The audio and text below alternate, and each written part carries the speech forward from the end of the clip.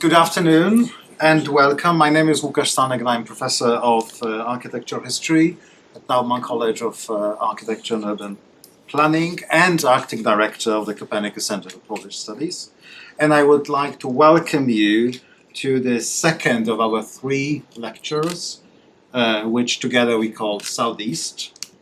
These lectures revisit Poland's relationships with Africa and Asia during the Cold War, but we are also discussing why these relationships have been actively forgotten after the end of socialism in Poland, and why are they being unforgotten today. And our speakers help us to do that. They include curator and writer Max Cegielski last week, journalist and writer Olivia Bosomtwe next week, and today social anthropologist Kacper Pobłocki. Now, those of you who have been here last week, you remember that we had a vivid conversation about a claim that the representatives of socialist Poland frequently made during the Cold War. And that claim was that Poland had never colonies, and hence it was sympathetic to the anti-colonial struggle. And arguments like these were made frequently by the socialist countries as they quoted the newly independent countries in Africa and Asia. Some socialist countries simply denied the colonial past. For example, East Germany disavowed the history of German colonialism. Others, such as the Soviet Union, took a different position. The Soviets emphasized the history of Tsarist colonial occupation, notably in Central Asia, but they argued that a victory over the Tsarist empire meant the liberation of the previously colonized nations, and hence they argued that the Soviet Union was indeed an anti-colonial power.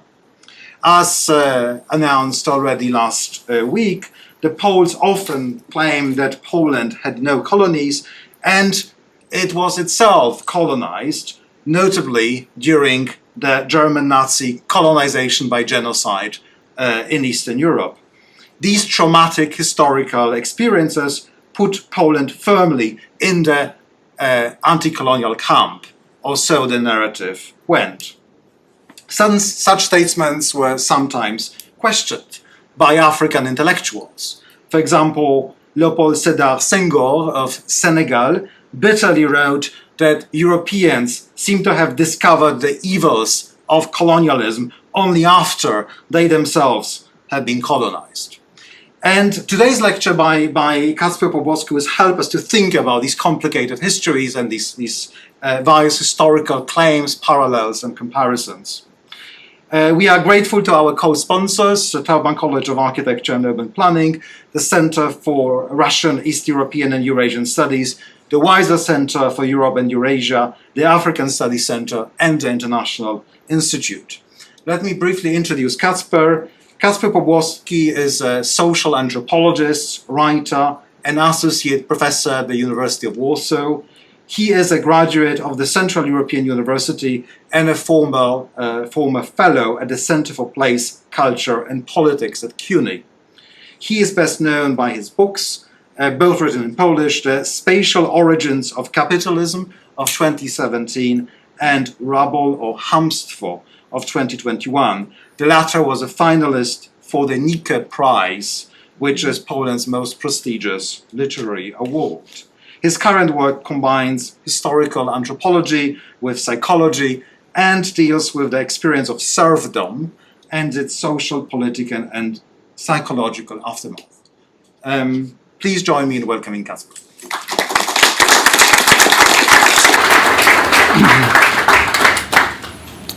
Hi, hello. Can you hear me? I hope so. Yes, thank you very much for the invitation. I'm super happy to be here. I'm going to talk about trauma, and everybody seems to be talking about trauma these days. It's one of these buzzwords.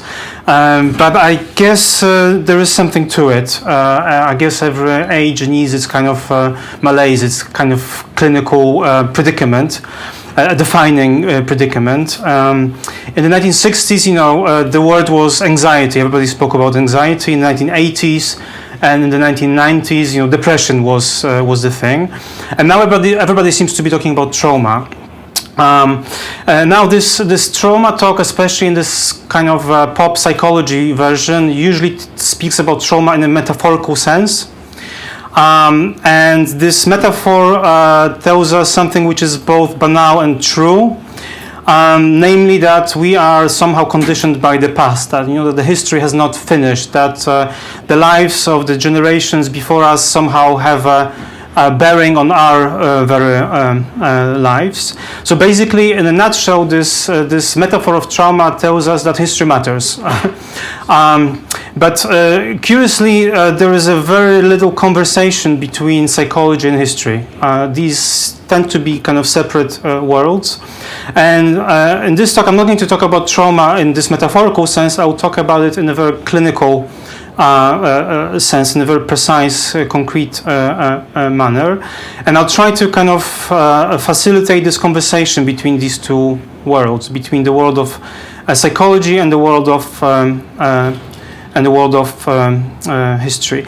My talk will basically comprise of these two parts. I will talk a lot about the consequences of serfdom, but in order to understand the consequences, you need to also understand the experience, right? And some of you may know about this, some, but most of you probably didn't even hear. Even though those who have heard something about serfdom, I will tell you that actually this was a very different experience from what you possibly have heard. So Poland seems to be an interesting case when talking about trauma from a kind of a global perspective.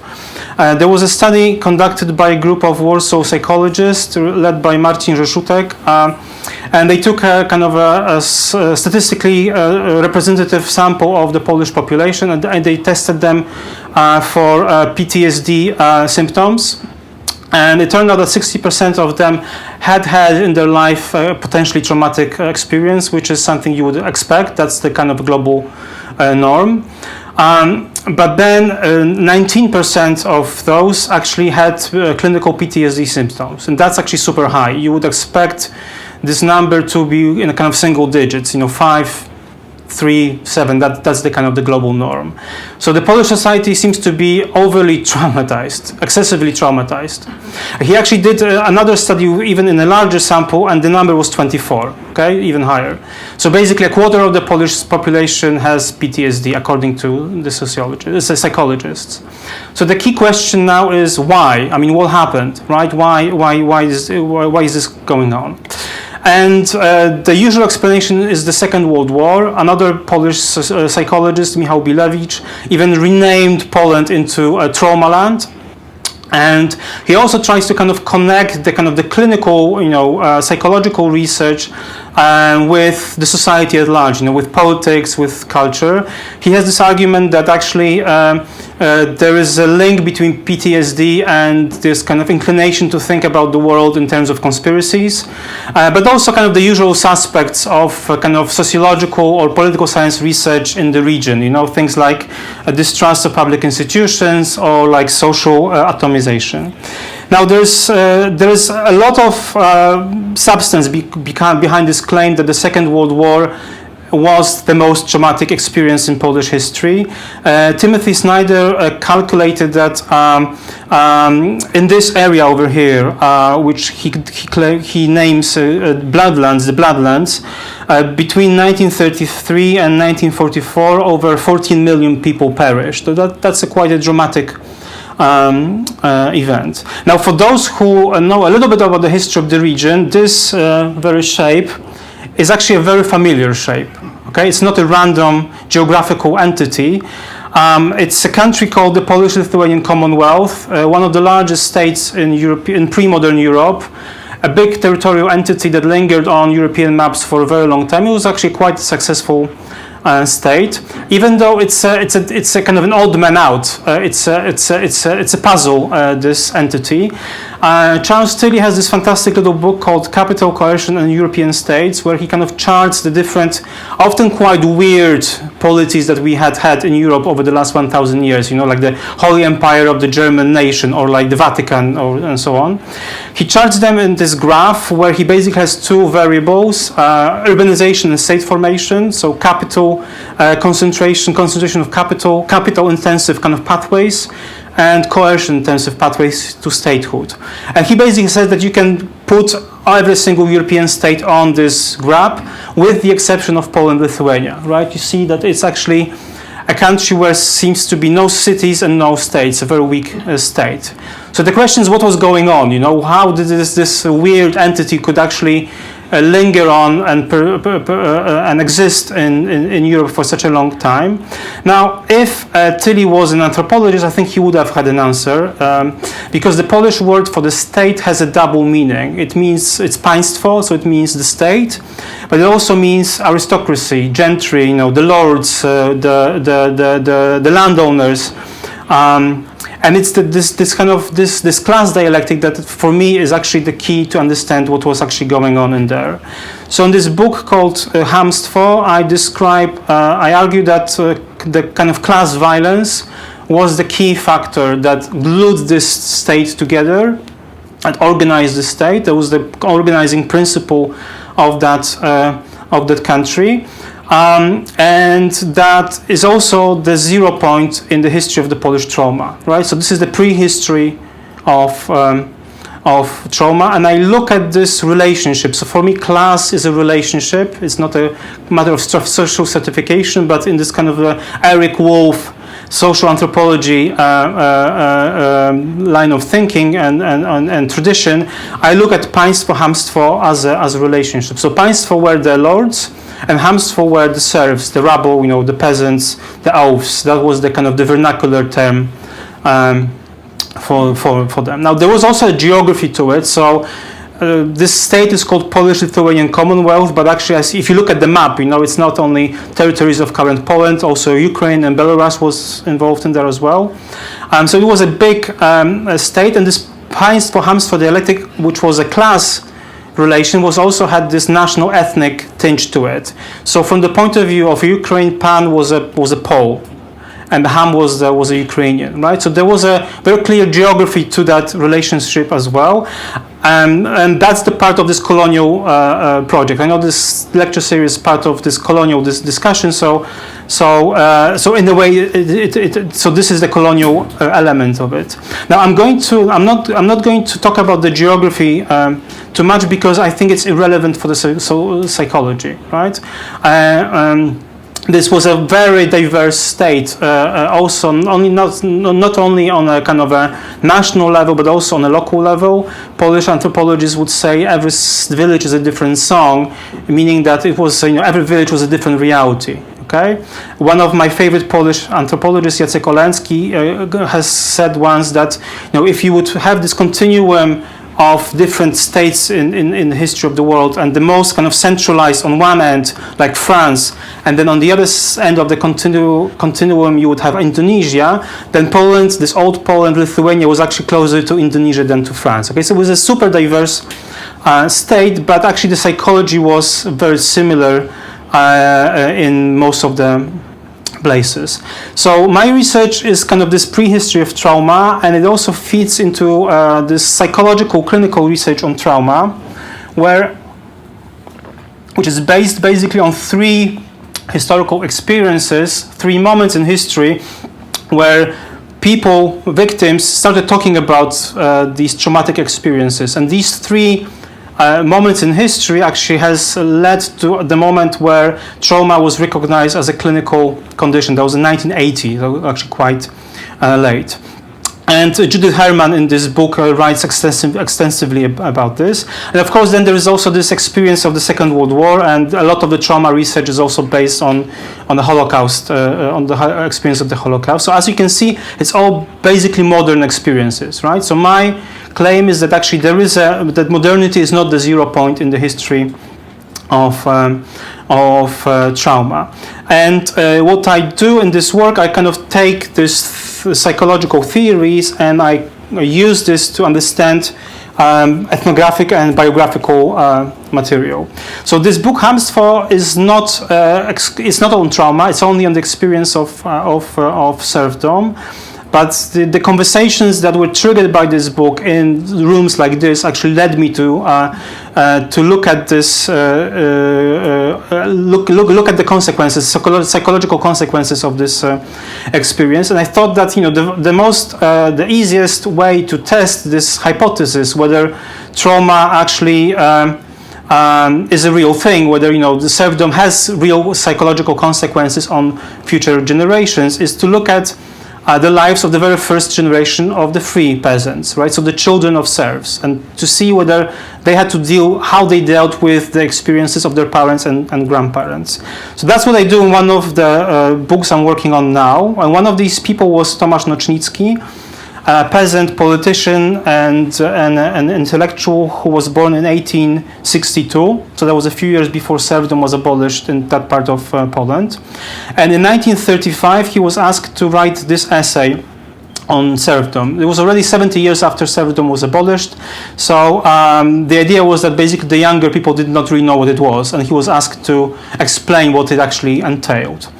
And I think this is the very first, at least in this world in the serfdom, the very first explicit formulation of this thesis of intergenerational trauma. Okay, so this is what he writes, that serfdom actually has been kind of inscribed into the peasant bodies, and has poisoned the blood. Now it may seem to be a metaphor, but we know now from the clinical research that actually it's not a metaphor. Okay, he actually could have meant it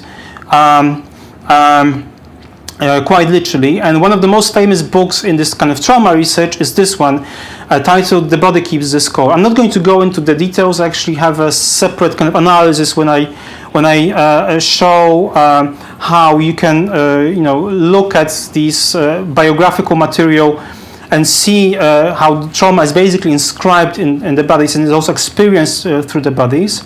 But that's the kind of the important point here.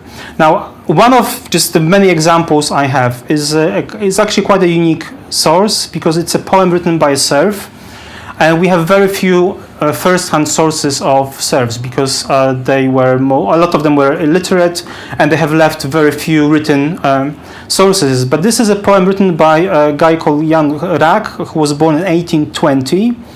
And it's it's not a great poem, but it describes the experience, right? It also describes how his body has remembered that experience. That the fear that he has experienced, he experienced it in his legs. And there are, as I said, many other examples. That's excerpts from a conversation in the newspaper from 1887. So that's like 20-something years after serfdom was abolished. And there's an old peasant who says, look, actually you can recognize serfs by just touching their skin, because there are these kind of hems, like seams, stitches, basically leftovers from beatings, right? And that's how you can recognize a serf. Now, I don't have a picture of a serf and their backs, but that's how I imagine they must have looked. And of course, this is a picture of an American slave, and there are many similarities. Now, there's a big debate, especially among Polish historians, whether you can say that serfdom and slavery had similar features. Usually the conversation is about how it was actually organized from, let's say, a legal point of view, and then the argument would be that no, it was a different system because slaves were not commodities, and so on and so forth. I'm not really interested in that, okay? I'm not interested in this kind of a macro perspective. I'm interested in the human experience, in the micro perspective. And from the human experience, actually, this is how it was, okay? And there are many other examples. When I was starting this research, I kind of had in the back of my head this slavery literature, which is there's a lot of that. So there's a lot of information. And I was not expecting to find things like this or things like this. So this is a drawing from late 18th century entitled "Serfs Running Away at Night." Right. So running away of slaves. This is big story. The Underground Railroad and all the rest of it.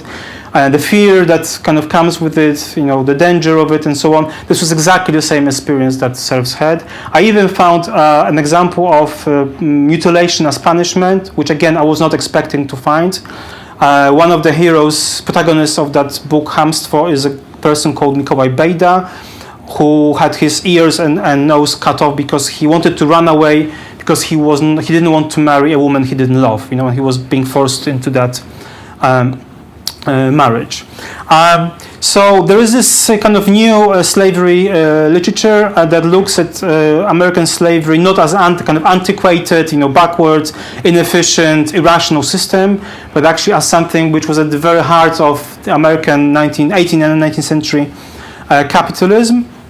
And you can also look at serfdom in a very similar way.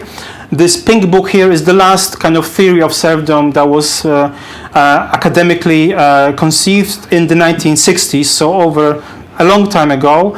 And this Polish historian Witold Kula kind of looked at serfdom as exactly kind of inefficient, backward feudal system.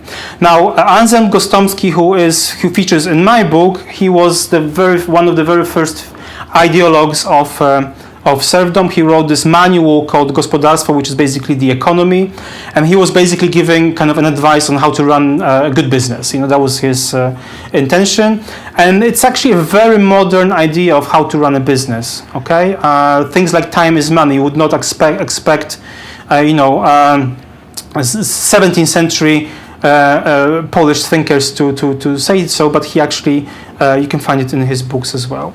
But there is a history of so-called real slavery in Poland. In this book, Łukasz mentioned Spatial Origins of Capitalism. I tell that story. The book takes over this idea from Karol Polanyi, who had this idea that capitalism is based on something he called fictitious commodities, land, labor, and money. And I kind of historicize this argument. And I say, look, there's been two types of capitalism. The ancient one, the one that we have had for a very long time, which was based on alienated labor, so basically slavery and fiat money as a kind of a means of government. And that's the kind of a system that has been there even in antiquity. And then there's a modern capitalism where land also is becoming commodified, but that actually starts only in 1870. So to show how this old system worked, I have three chapters on the origins of the Polish state, which were founded by slave raiders, people who actually ran a slave raiding business and who exported slaves to the world of Islam. And the map you see here are the slave routes from 1,000 years ago. And these dots over here, which you can't really see, are these Islamic silver, these coins that these slave raiders got for their commodities. So basically, in the Middle Ages, actually there was so-called real slavery in Poland, and then it kind of withered away. Nobody really knows when it finished. But I did find a smoking gun, so to speak. There is this code of laws called Lithuanian Statutes, exactly when this entity, Poland-Lithuania, was being kind of forged. And there's this one article where it says, well, the people who have been so far called slaves, now you should call them by a different name, and now they should be called servants, czelać. So slavery did not really, disappear. It evolved, and it was turned into serfdom. It was also racialized, but racialized again in a similar and in a different way from Atlantic slavery. Now, you may have heard of the Curse of Ham. It's one of the most popular ideological vindications of slavery since the times immemorial. It's a history from the Bible, from the Old Testament, where Noah, a father, was disrespected by one of his sons, Ham. And for this disrespect, he was basically banished to become a slave of slaves or a servant of servants. And it's a story that you can find, in the antiquity, in the Middle Ages. It's super important to. And there was this also idea that the Ham was black, right? And this idea was already present in the Middle Ages. So it was also kind of an important ideological vindication of African American slavery. Now, Poland is the only country I know of where this name, biblical name Ham, was turned into a proper noun, Chamstwo, right? and became kind of this overarching term for the serfs, or actually the servants, right? So this is a slight kind of, you may think this is a subtle difference, but actually this is the key difference that allows you to look at serfdom and look at this experience from a very different point of view. So servants, so the person who takes up this book thinks, well, Chamstwo is just about the serfs. The person who finishes reading the book knows that actually the real protagonists are the servants. And the servants have been basically invisible in history so far. But they have been invisible, but they have been basically super crucial. And also peasants had serfs. Around 1/3 of the peasant household actually had servants. Okay, so everybody had servants, and servants were actually doing the hard work. Okay, and they were, this is a quote from one of the peasant memoirs, they were basically practically treated like slaves. Now you won't see servants on this feudal pyramid. That's the most common metaphor of understanding so-called feudal societies. And you know, at the bottom here, supposedly there are the free peasants or the unfree serfs. Now, I think that the real underdog, the real subaltern were the servants. And the real protagonists were not kind of, again, you know, when you think serfs, especially chłopi in Polish, you kind of automatically think of a kind of middle-aged man with a mustache. You know, this is a modern representation of serfdom, and this is exactly, you know, this is the guy, right? Well, it's not. This is not the guy. Okay, this is not the key social group that was actually doing all the work. And again, you know, if you know this, this is a poem from the 17th century called "The Harvesters." Again, żeńcy. You would think these are guys, these are men, if you just hear the word, but actually, again, these are women working in the fields. Okay, and it's again one of these really devastating accounts of violence in the workplace. This is a different picture from France, but this is, you know, what the poem is. This is the situation that the poem is basically describing. It also says that they have red shoes, which I presume is just from blood. But there's also a lot of kind of sexual violence, you know, attached to the threat. So, you know, sexual violence was a big part of serfdom. Okay, and this is also a story that has not been really told. So I look at serfdom as this kind of pyramid of patriarchal relations that, you know, some people like this middle-aged man with a mustache were kind of underprivileged from some point of view, let's say from a class point of view. Yes, he was, you know, underprivileged with regard to the nobility, but he was also privileged from another point of view, like a gender point of view, right? So I actually do this kind of intersectional analysis in that book, and I show these different vectors of identity that constituted, you know, the real lives. Okay, not the paper lives, but the real lives of people over there. Right. So basically, everybody was a servant. Everybody was a servant to somebody. Okay, there were very few people who could not be servants. So, you know, at the very top, you had the kind of the państwo, the ultimate, you know, lords, right? But very few people actually were there, and they were also the fathers. You know, there was also the servants were the children of their masters, right? So this patriarchal relationship was also kind of old school patriarchal in a sense, right? So again, you have, you know, very different experiences. But all in all, it comes down to fear, and this book I published would not be possible without this man, and a person called Adam Bućkiewicz, who was a nobleman. And in 1830-31, Poland was fighting a war with Russia, with the Russian Empire, and presumably he didn't want to fight, so he went undercover, he kind of disappeared. And he hired himself as a farmhand in a peasant household, and he basically did anthropological research, you know, 100 years before anthropology was invented, and then he wrote this memoirs, also this kind of guidebook on how to run a good business, where he describes the world from the serf's point of view. Okay, and it's a totally unique source and not used before. I'm the first person to actually use it, utilize it extensively, and he kind of writes, and this is a sentence that kind of struck me, that stayed with me, where he says that basically they lived in this kind of rotten kind of atmosphere of fear, right? And it's a very peculiar experience, right? Because this is a very arbitrary.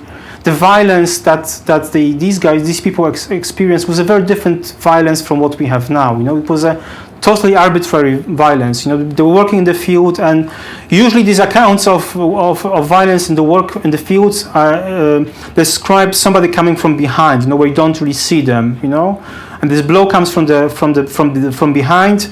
You don't know it's coming, so you always have to look over your shoulder, right? So you kind of live in this constant still state of fear, and the violence is totally arbitrary. There's no police, there's no real judicial system, right? So they can beat you up, but they can also beat you to death, and nothing will basically happen, right? So the first half of the book describes this murky reality. The first 6 chapters, and the second 6 chapters described how people actually dealt with it. Okay, and that's what's most interesting for me now, because they were not passive victims. They actually were. They had a lot of agency, and they found ways to cope with this awful reality. And one of my chapters is on something called plica polonica in Latin, the Polish plait.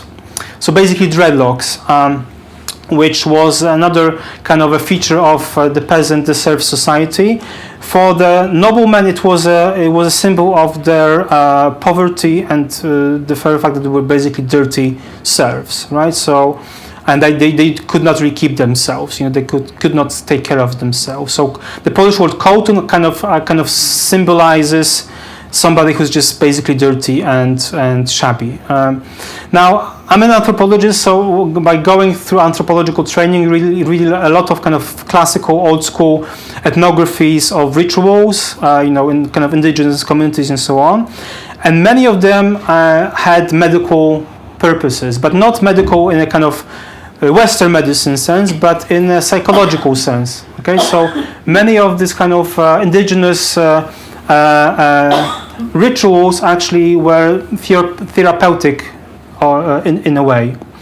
And when I started reading kind of 19th century ethnographic accounts of this kołtun, this dreadlock, then it was very clear to me that basically these guys were saying that the dreadlock is an illness of the head. So it was basically a mental illness, something we may call a depression, perhaps. I didn't have that word, but of course the reality was more or less the same. So this was a way to deal with it, and there was a whole complicated procedure. It was very different. It was different in every single village. There was always this person who was guiding you through this, and hair is a very kind of weird part of our body because it's ours and not ours at the same time. It doesn't hurt you when you cut it, right? So the idea was that all the kind of sorrows and all the pain that you experienced in the body, you had to put into the dreadlock, okay? And you had to kind of channel it to it. And then after a while, when it really grew, and as you can see, it grew quite a lot in some instances, you could cut it off, and you could cut off yourself from that experience, in a psychological way.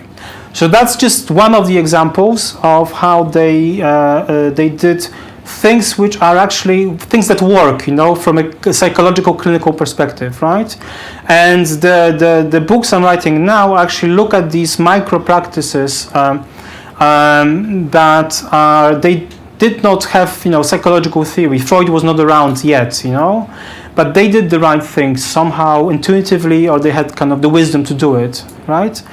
And they found ways to cope with the fear.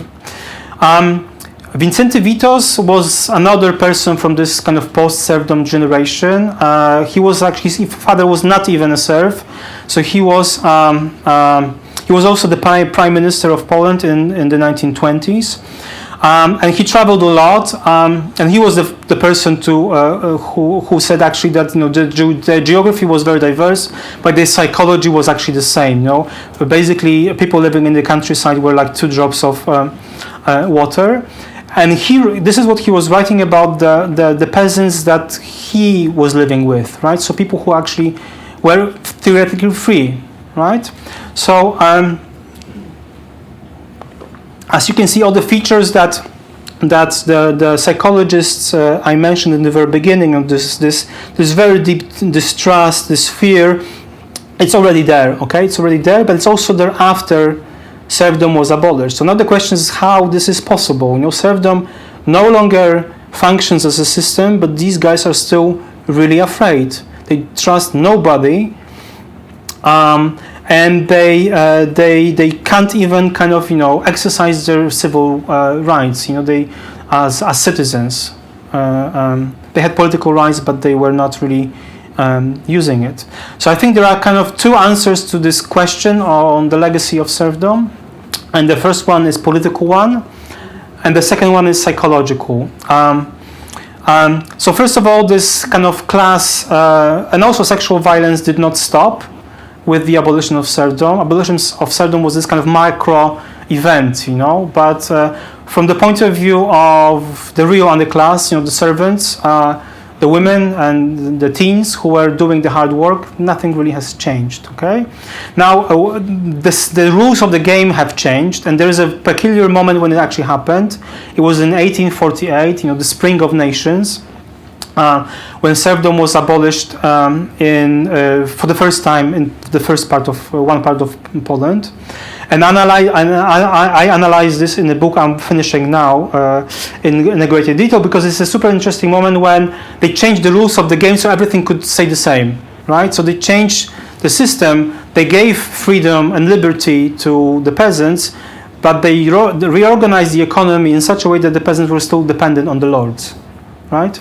So it was no longer kind of direct violence, it was the market, that they were enslaved to.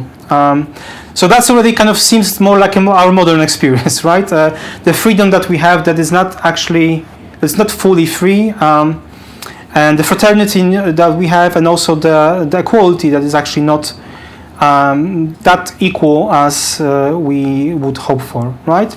So I analyze this moment in 1948. And these empty promises and how they actually were kind of played out, this triad of the French Revolution: freedom, equality, and fraternity.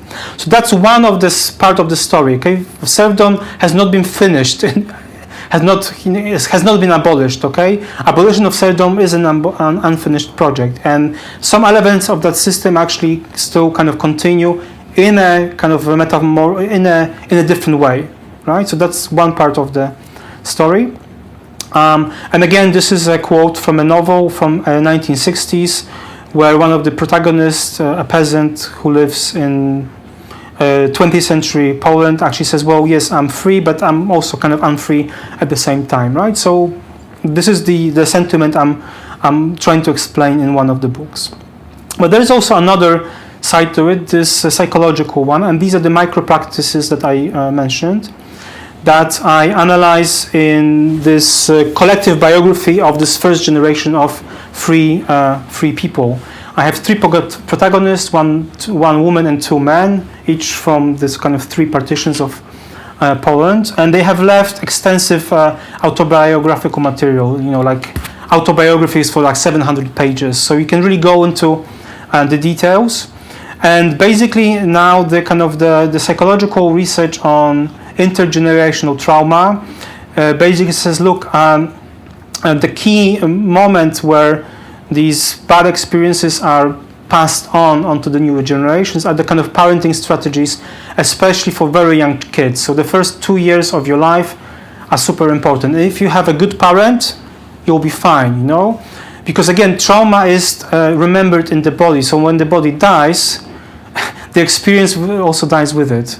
Right, so I'm looking at this parenting kind of strategies, and how this new generation of very poor people actually try to give a slightly better life to their kids. And this word "slightly" means actually a lot. You know, the slightly better life actually had tremendous consequences. So the very fact that we don't really no longer remember serfdom, we don't really know what it is. You know, it's for most Polish people it's just an abstract term.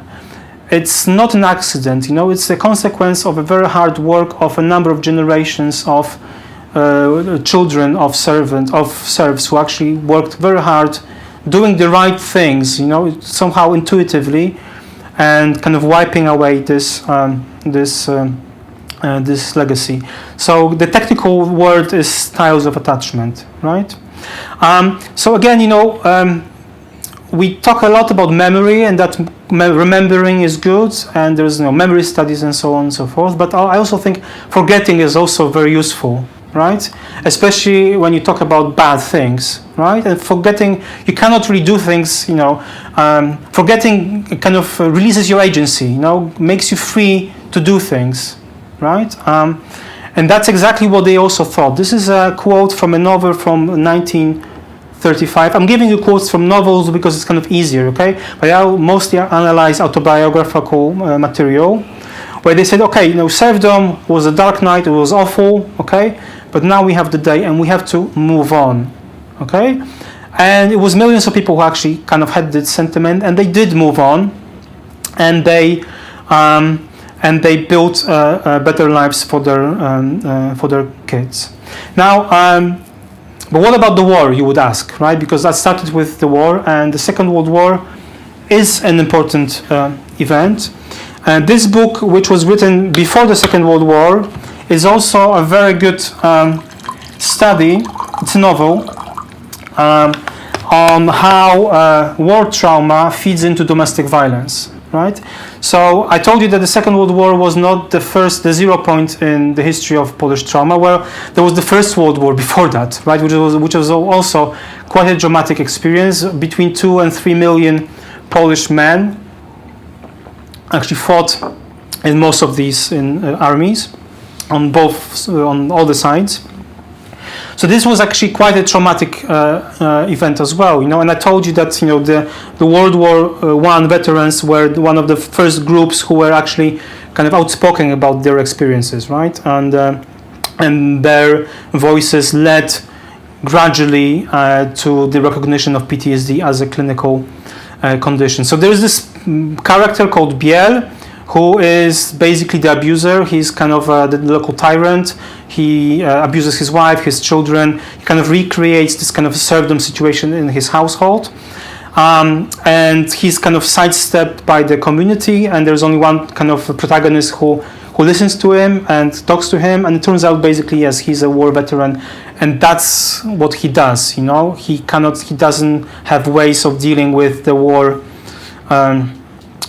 experience. So on one hand you have this dramatic, massive kind of grassroots, micro level to kind of deal with the trauma, right? To kind of heal trauma and the remnants of violence.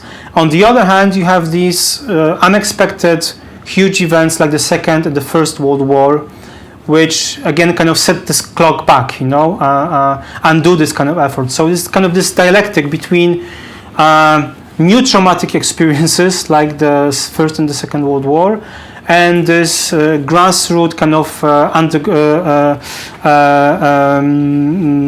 therapeutic work done by the millions of people.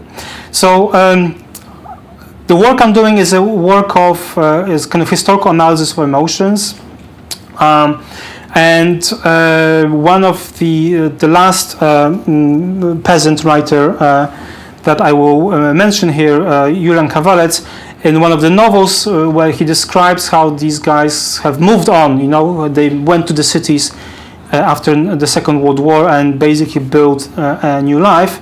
He writes about their emotions, and he basically has this very interesting quote which stuck with me as well, where he says that first there was fear, and then there was hope, and then there was kind of perseverance. You know, there was perseverance. So this is kind of the 3 books I'm writing. I published the first one, but now I'm working on the 2 others, and all in all it will be kind of a trilogy on serfdom. they correspond to these three emotions. The first one is on fear and how it actually worked.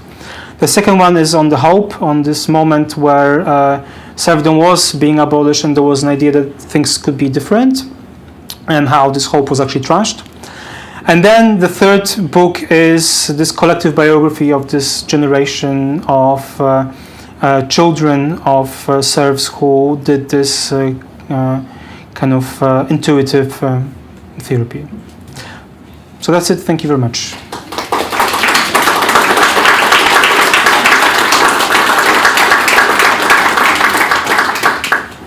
Thanks so much, Kacper. I would like to open now a conversation for questions. So, thank you so much for this talk. Very, very interesting, provocative. When you talk about bringing the insights of psychology to the understanding of the past, the name that popped into my head right away is Fanon. I wonder if, sort of thinking through his discussion of violence and the reaction to it, you might be setting the stage for a reassessment, a rethinking of the social history of the PRL, of the communist era.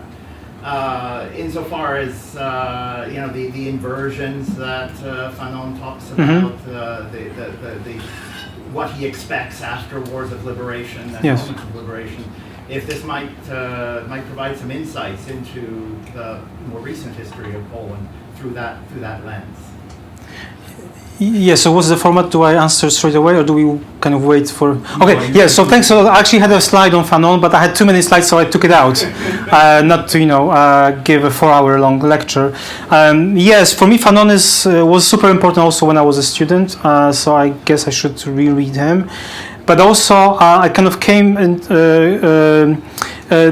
so the slide actually I had was on Fanon and a guy called Jakub Bojko, who was another of these peasant intellectuals who wrote this book called Two Souls in 1904. And this was basically, he was saying, well, the kind of white mask, black faces, right? This kind of an argument that he was basically saying, look, actually peasants had these kind of two faces they were two identities. They were both alive and dead, and he also goes into this psychology. So so I was thinking of Fanon through Bojko. This was a kind of the name that popped to my mind when I was reading Bojko. But yes, I'm not really going into the post-war story because I think it's again another story, and I try to be humble. So I just wrote first the book on the experience of serfdom. I was not really planning to talk about the legacy, but then this conversation just basically erupted, So then I was kind of felt impelled to do it. But yes, I think also the post-war history has many blank spots, and there are many news stories to tell and many lies to undo. Thank you. Maybe on that broader view, so one of the ambitions of these conversations is to rethink Poland's position in the world, right? And the focus of your talk and your work, as you presented it, is about intra-Polish relationships. And I was wondering to what extent that term, serfdom, is also a way to resituate Poland in the world and to rethink its relationship. Yeah, so I was trying not to make this talk too academic, okay, and I could kind of go on. The experience of slavery was super important for me because this was something I read first before I started to study serfdom. So in the actual book, the book starts in the U.S. actually, and the experience of Atlantic slavery was super important for me as a kind of a comparative framework. Yes, in the green book that I had, I actually look at this map. that's another kind of interesting old story that puts Poland on a map in a very different way. Now, Poland tends to be very Occidentalist, and the idea is that we have been part of the West, and we have been together with the West since the times immemorial. And the usual story on the origins of the state was that, we were basically just tribes, and then we got Christianity from the more advanced, Czechs, but like from the West, and then we basically joined the Western civilization. Well, it's actually not true. Over the last 20 years, there was a kind of a small revolution in Polish archaeology, and this story basically was disproven. On archaeological, there's no archaeological record that would actually prove this. And there's another story, because archaeologists would actually unearth these silver coins that were minted in over here in the world of Islam. And historians have always known that these coins were there, but nobody actually asked why. What was the commodity that was exchanged for these coins?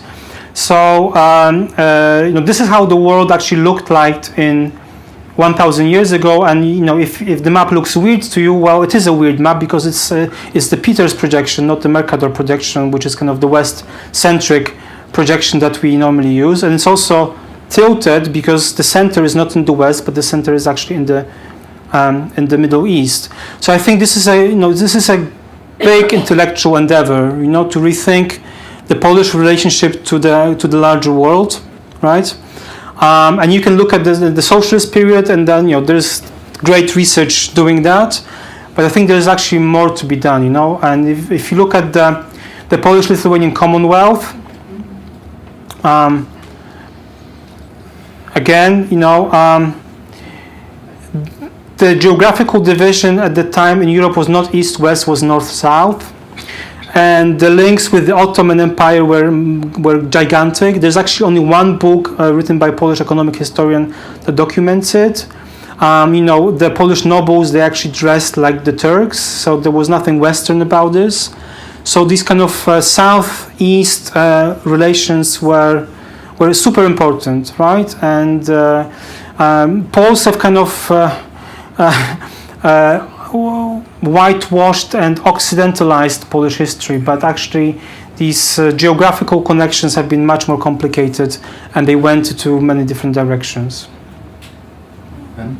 So, thank you for this really great talk. And I have two main questions, but I'm going to focus on this sort of jumping off what you just said, or connected to what you just said about whitewashing the history. The relationship between contemporary mainstream Polish national culture and its peasant origins is something I was hoping you would comment on a little bit more.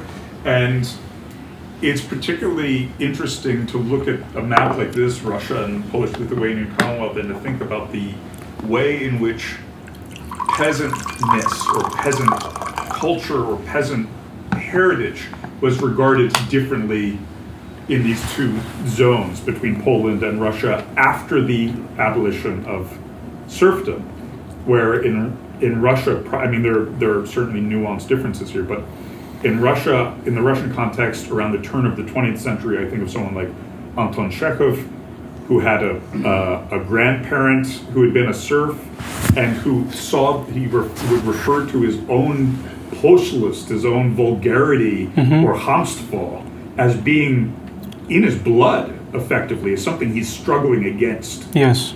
Versus chłopomania in Poland in the early 20th century, seeing the serfs as being more authentically Polish than the nobility. And I'm wondering if you could look at, sort of flash forward 100 plus years, Polish contemporary culture has a rather schizophrenic relationship to the serf past. It seems that Poles today identify very strongly with an illusion of the nobility's past, as though they're all descended from the nobles, which is not mathematically possible, right? So I'm wondering if Poland in the post-serfdom era has gone through these different kind of phases of chłopomania and what you might think of almost as an anti-chłopomania, back and forth. Where does it stand now, particularly in contemporary contemporary Polish politics that is largely driven by populist imagination. Right. Yeah, so this war on this ideological war of identities have been lost in Poland, in the sense that I actually analyzed this in detail in this book on 1848, where things opened up. It was actually a very interesting moment because there was no censorship, there was freedom of speech, freedom of press, there was basically relatively free elections. The political spectrum was not yet, kind of left, right, liberals, socialists, and so on. But it was very modern in many ways, right? And this was the moment when actually peasants were the first became citizens, and they kind of. This is also when the national identity became political. Okay, but aristocracy won that war. I mean, they have basically won. They managed to convince the peasants, for example, that they should vote for the aristocracy to the parliament. Okay, and if you look at the late kind of 19th century history of Galicia, then there is less and less peasant MPs in the Galician parliament. So that the consequence of that is that basically everybody in Poland thinks that they are descendants of the gentry, with a caveat, actually super interesting caveat. There's another book by a guy called Michał Garapich, who's a Polish anthropologist. He works in London, and the book is called Dzieci Kazimierza, the Children of Casimir, and it's his grandfather. He comes from a gentry background, and he shows that actually his great-grandfather had 4 wives. Only one of them was official. The 3 other ones were peasant women. So he actually had 3 households. 3 peasant households that he had in the village. So this is the story of the sexual violence. I didn't really talk about this because it's a massive topic, but actually, so many of Poles actually have, in that way, kind of illegal way, have been descendants of gentry. Okay, so it's a bit more complicated. The book is being translated into English, I know, so you can check it out. It will be out in a couple of years, I guess. But it's great. It's great work, and it really kind of turns this question, looks at this question in a very different way. But now I think we have a massive. This book I published, it was sold out in 50,000 copies. Okay, which is great in Poland. It's like it sells better than crime fiction. Okay, so it's a big thing now. There's lots of debate and conversation about this, and I think it's also because this is already a past which no longer hurts. In a sense that shame. I didn't write about shame, but shame was also one of these emotions that was associated with being part of this kind of underclass, of being on the countryside, from the countryside. But it's already so distant that we can talk about this in a kind of an open way, So people are now saying, yes, my parents, my great grandparents were peasants. Yeah, I don't mind. They had a hard life and they managed, and they are being proud of that. We can be proud of that effort now. So I think also there's also kind of a generational distance that we have to this past that allows us to have that conversation. That would be my explanation why now, this became suddenly a hot topic of debate. So I'm struck, you cover a lot of historical ground, and so stepping back and it seems to me you presented a model of historically different structural environments or regimes of trauma, right? There's serfdom, there's like the capitalism in post-serfdom, which presumably is producing trauma as well, and then even eras of mass world war, right? So my question is in sort of in the spirit of a kind of historical psychological anthropology, do you see, are there differences in the character of the trauma and the intergenerational transmission of trauma across these different historical regimes, either in the sense of the phenomenology of it or the therapeutic micro-practices, right, that you describe, or other elements that you pointed to? Yeah. So that's super important, actually. Thanks for this question. It's I don't think I have a ready answer because I'm still thinking about this. So I said in the beginning that there's very little conversation between history and psychology. It's not really true. There is some conversation. But there's a tendency to look at emotions in a historical way, right? Like in a way that, you know, in that way that, you know, we have always felt the same. And I kind of intuitively don't really believe so. I think his emotions are also kind of historically construed. And I kind of try to write about this, you know, so a fear of a woman who is afraid that she will be sexually abused is a different fear from a man, you know, who's in the fields. I think these are different types of fear, right? Now, clinical work would tell you no, okay? So based off on the core would tell you actually it makes no difference. That's the power of this idea of trauma, you know, that you have war veterans and victims of sexual assault, and they have the very same clinical symptoms, right? So on one hand, yes, the body kind of registers this in a very similar way, reacts in a very similar way. But there is some interesting work on kind of the cultural studies of emotions and so on. And that kind of strain of research says, well, actually there's no single, everybody experiences fear in a different way, right? So I think this is actually a great opportunity to actually kind of give the details, right? To show the details and to kind of do kind of a Geertzian thick description of emotions. That's the kind of direction I'm leading into. You know, you cannot really, you have to make bold claims and simple claims in a short talk, but the books try to kind of try not to skim over the details. Can you hear me? Yes. So I had a few questions. One was like, I guess being American, like when you grow up and you read about like serfdom in Europe, you get this idea that like, oh, the serfs, you know, they worked the land, they didn't have a lot of rights, but they got protection from the lords, and I don't know, like from like feudal lords or things of that nature. So I guess that was like one question I had. Did they actually get any sort of, I don't know, military protection from the lords? I think the other question... Can I answer this because I'll forget the other? Yeah. So yes, so this was part of the serfdom ideology, this kind of feudal exchange. So you have to work for us and we protect you, right? Well, Chamstwo had this little essay that, you know, basically the state is a mafia that is legalized mafia, right? So a protection racket, right? Yes. So well, yes. Theoretically, they had protection, but you know, in reality, they lived in this kind of rotten, murky atmosphere. So, yeah. So that's the first question. The second and the third now. So technically, yes. Technically, yes, but not really. Yes. Okay. The second and third question was, and this sounds like this would open up a big can of worms. When you were talking about like the sexual, you know, violence and whatnot, did any of these kids, like if there were, you know, offspring as a result of like some of the sexual violence and whatnot, did they have more rights like their gentry dad? Did they have any rights? Or Yeah, so this is again Michał Garapich, the children of Kazimir. He writes extensively about this. He does this kind of auto-ethnography, right?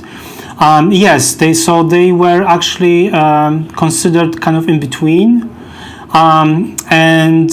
so for example, he writes about the very first wife of his great-grandfather was his peer, and she was a servant at the manor, and she was basically his colleague, and she was his first wife. So the peasant wife was the first one, and then they kind of married him because the kids were growing up and they were living in the manor, and the kids did not know that they were kind of serfs, you know, they were peasants.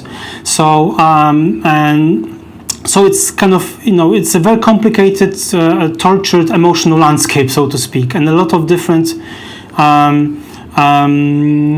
difficult relations. But basically, yes, everybody in the village knew who were the illegal children of the landowner, and they were kind of protected by him. They also considered him to be their father. And, you know, depending on whether he was a nice or a not nice guy, many things mattered. I mean, this was an important factor. So, for example, whether he was nice to them or not. And he could be nice, but sometimes he wasn't, you know. And so the personal kind of situation was, the details were super important here. But he also tells this interesting story when the Bolsheviks came to that village, and they were the Bolsheviks were not very keen on aristocracy, and they wanted to basically execute him. And then some people, it was in Ukraine, current Ukraine, and some kind of serfs were actually shouting to the Soviet soldiers, saying, no, don't do anything to him. He's a nice guy. He's our father. And usually, I mean, people would think of this sentence, "He's our father," in a kind of a symbolic way. No, he's the kind of the Lord and so on. No, he was the real father. So the kids actually saved his life. Okay, these illegal peasant kids saved their father's lives. So it's an interesting book because I think it shows this really weird border between intimacy, love, and abuse and exploitation. And it's very easy to kind of separate these as big themes, but if you actually look at the real life stories, then these things overlap a lot, and they tend to kind of produce a very complicated emotional landscape. Kind of reminds me of like during the slavery times here, like Yeah. children produced by the children of the plantation. Exactly, yes. Okay. Yeah, so that's another similarity, right? Yeah. Oh, and the third question was, you had mentioned like Atlantic slavery. I'm just kind of curious, did you notice any parallels between like Polish serfdom and then what we had like sharecropping? Did you feel like there was any similarities? Not really, no. One and two, please. First. Thank you very much for your talk, and most of all, thank you for bringing to the broader public this problem. Today in your talk, you have presented us some few sources that, as I have understood, they were mainly from the 19th century. So my question is, your theory about the serfdom and presenting and the way you present it as a trauma, as a national trauma that is connected to the nowadays. Do you base your theory only on the 19th century, which was a very difficult century for all the classes, or can we also understand it, or do you also relate it to the 18th, 17th, 16th, Yes. to the whole period of the early modern, of the old, rather say the great, let's say, Yeah. cosmopolitan? Yeah, so in this book, Chamstwo, I kind of have to flatten out the... so I write about 300 years between mid-16th century and mid-19th century, and I had to kind of flatten out what has changed in that time, right? So and also flatten out the geographical differences. I have a chapter on the geographical differences, but basically I'll try to look at the common denominator, right? No, but I use this is a source from mid 19th century, but where do you have it? This poem is from the 17th century. Anselm Gomsomski is from the 16th century. No, so I use there is ethnographic material which is mostly 19th century, but there are ways of looking at sieving kind of the 19th century elements and looking at the older structures in it. No, so there's also a lot of kind of court sources which have been published, which I used from the previous areas. No, so most of my sources are from the area. The two other books I'm working on now are basically 19th century sources. I also do kind of a primary archival research for these two.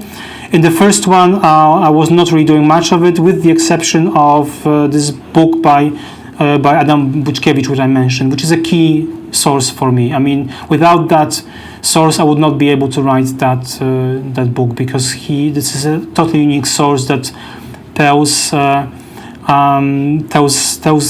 very different story from all the other kind of official sources.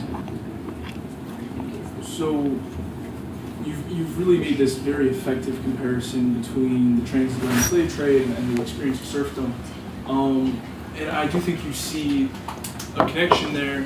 With the Polish deserters in Haiti and them joining the Haitian Revolution. And so, you know, the experience of those people who may or may not have been serfs, I wouldn't know, but Most of them were. so they were serfs, and they saw people experiencing the same life ways and patterns of brutality. And so my question is, was that something that was reflected then back in Poland?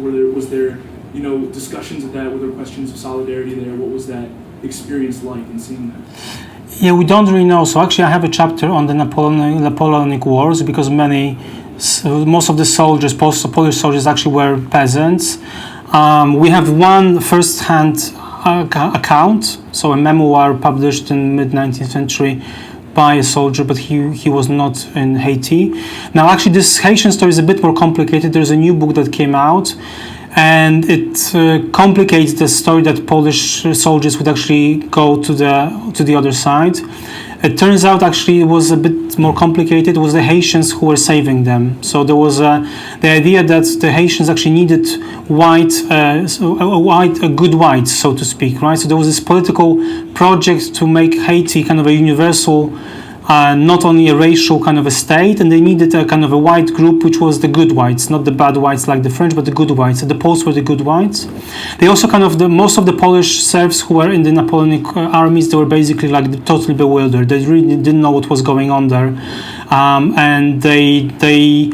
but they also, what we know, they also were not very keen on fighting. Right, so I guess the Haitians kind of noticed that these guys were not really. It was not their war. They were not very keen on fighting.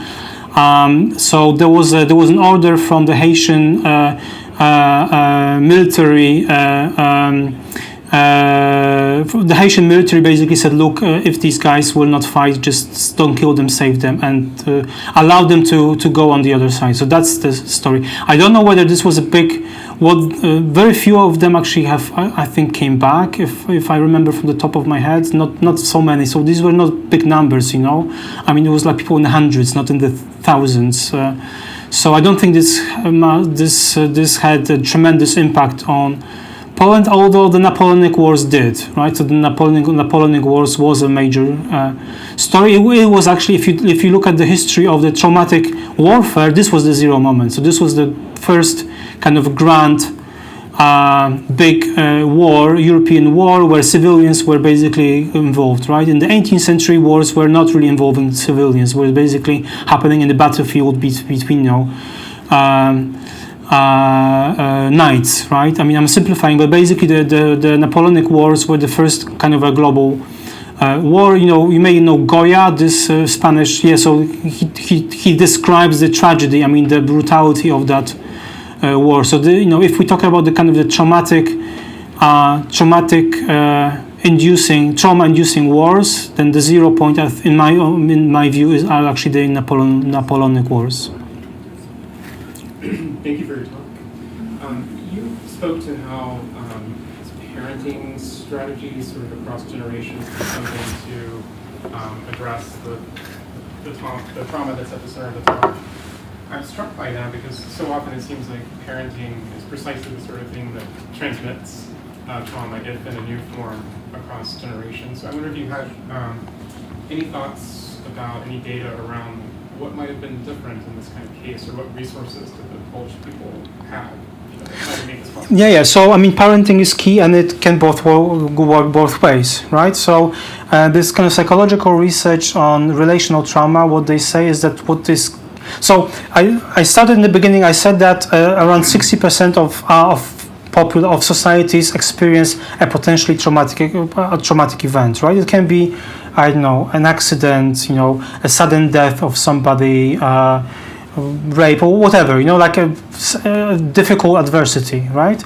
And most of us have the capacity to deal with it. Those who don't develop PTSD. That's basically the idea, right? So the question is, how do you develop the capacity to deal with this adversity? And the answer is early childhood. And if you have a good parent, so a parent which gives you security, then this is the kind of the shield that allows you to you can carry on in your adulthood, and it gives you the capacity to deal with this experience. If your parent or a caregiver, it doesn't have to be a parent, it can be a grandparent or like an uncle who raises you, if this person is both a source of security and a threat, so if you cannot really distinguish clearly between these two, that's when things become problematic. And basically a trauma is a condition where you see threats all the time, right? So this war veteran, he or she returns from the war, and things have changed. There is no danger anymore, but he or she always thinks that there's somebody lurking behind the door and they may shoot me, right? So it's being basically imprisoned in this past really strong experience and not being able to recognize security when there's mixing security and danger, right? Not being able to distinguish between these two. That's the key kind of a feature of this experience. And if you have a childhood where you don't learn how to do this, then yes, you are likely to develop PTSD in your childhood, right? So I choose example of 3 good parents, okay? And I don't know whether they were the rule or the exception, right? So it's a kind of a micro history, and quite often they were the exception. So, for example, they were they wanted their kids to have an education. Most of the first generation of free peasants, they thought that their education is nothing, like it's no good for the kids. They should be working, right? So this was one of the first good decisions that they would take, that they would give something to the kids, and they would not use their kids as basically free workforce. This was the norm, right? But if you look at it from a kind of a modern perspective, that these are the winning strategies, so to speak, right? Because we no longer do that. We don't no longer treat our kids as a free labor force, right? We want them to go to school, and we want to give them education.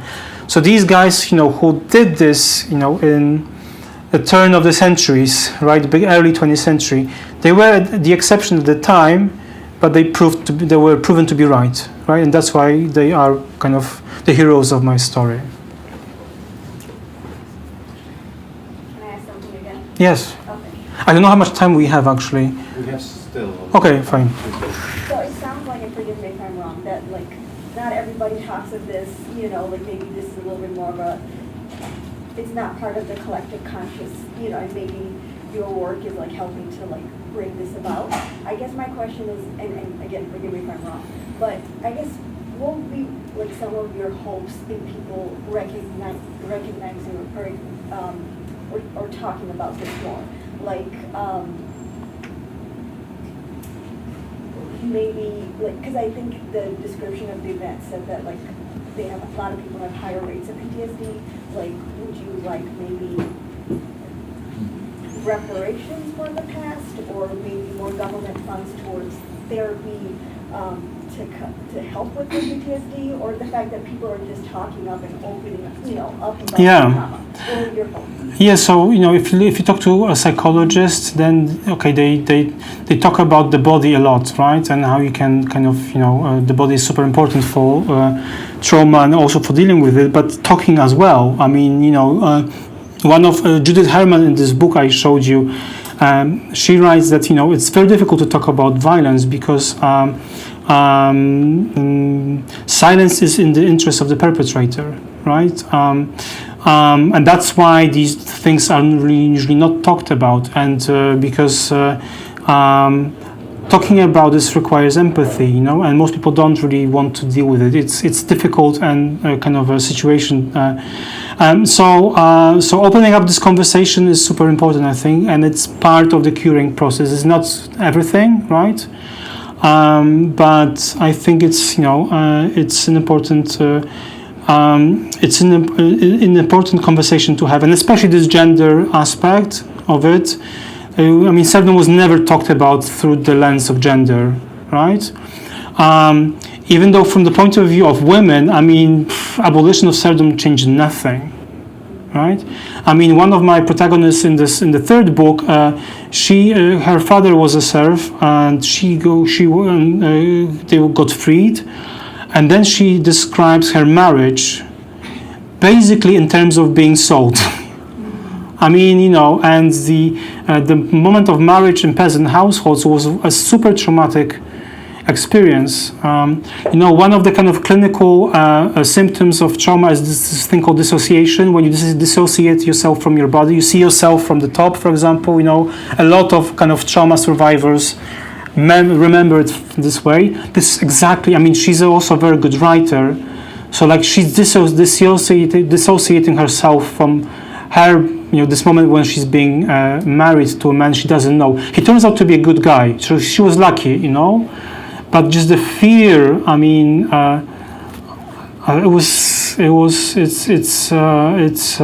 It's horrible. So so this gender story for me is personally most important. I also have, I don't really believe that books exist, as a physical object. I believe they kind of come to life when people read them.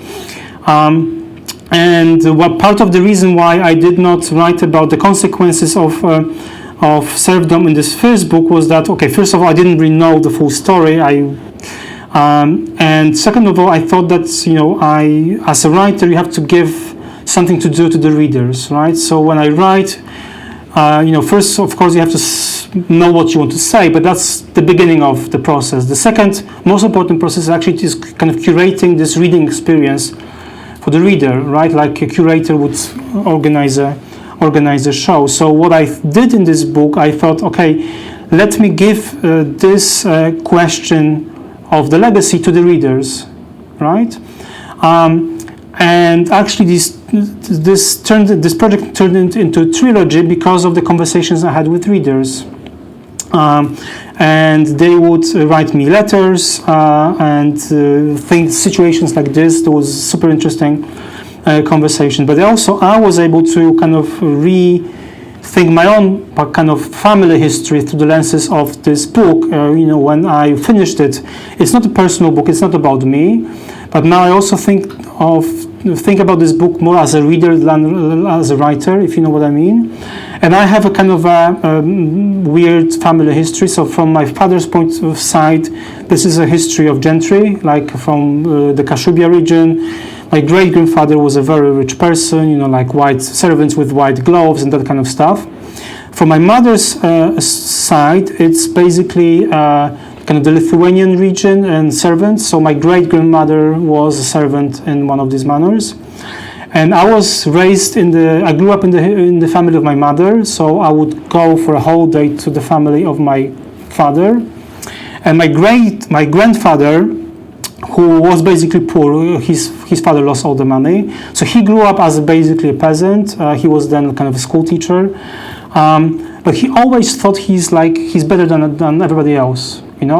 He was riding horses. It was super weird. In the 1980s, I learned how to ride a horse because this is what noble men do. And he would treat his wife, my grandmother, horribly. It was awful. I was a child, So, for example, when we would have lunch or dinner, she would serve everybody. He had his own kind of chair. Nobody else could sit there. It was his chair. And then she would she of course prepared the food. She would wake up at 3 o'clock in the morning and work much longer than everybody else. She put the food on the table, and she never ate with us. She had this kind of little chair next to the sink, and she would eat there. And now I know that basically she was a servant, right? Even though she was a wife. And officially she was not really a servant. This is how he treated her, And for me, this was super weird because, like, my real grandfather from my mother's side was a very nice man, He was a very kind of a cordial, very feminine man, He was not very masculine in this kind of patriarchal sense. He cooked and he was very kind of warm and so on. So this was a very weird reality for me. And now I understand this. Now I understand that, basically my grandmother was a servant. And it's also interesting because most of this, so he would kind of tell all these kind of grand nobility stories, how great it was. One of my kind of great uncles wrote this book about hunting. So my grandfather gave me this book about hunting. That you should read it. This is how we used to do things. And then my grandmother would tell me the stories that were told by her mother-in-law. So women in the family would tell very different stories, how horrible these men were. So so this book actually tells these kind of female stories. You know, it's based on these kind of female stories that have never been told officially. They were always told in private, in families. And I think this is also part of the reason why this became a phenomenon, because these are not new stories, but these stories have never been in books. And that's the difference. Now you can read these stories in books.